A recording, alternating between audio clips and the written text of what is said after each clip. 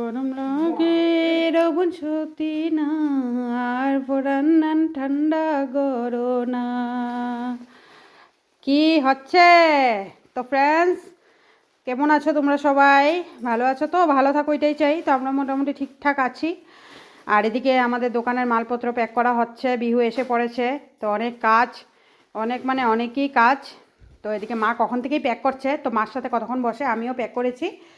ওজন করে করে মা প্যাক করে দিচ্ছে, আমি এদিকে ওজন করে দিচ্ছি। এখন আমার ছেলে এমনি বসে বসে দেখছে, তা বলছে দেখছিস কেন, শিখ। তো ও বসে এখন এই প্যাক করছে। আমি বলছি প্যাক কর। মাও বলছে হ্যাঁ তোমারও শিখতে হবে, শিখো, শিখা তো ভালো বলো। তাই ওই প্যাক করছে, ওজন করে দিচ্ছে। এদিকে মা মোম দিয়ে লাগাচ্ছে, প্যাকেটগুলো ভালো করে লাগছে না, যার জন্য মোমটা নিতে হয়েছে। এগুলো কত টাকা প্যাকেট মা?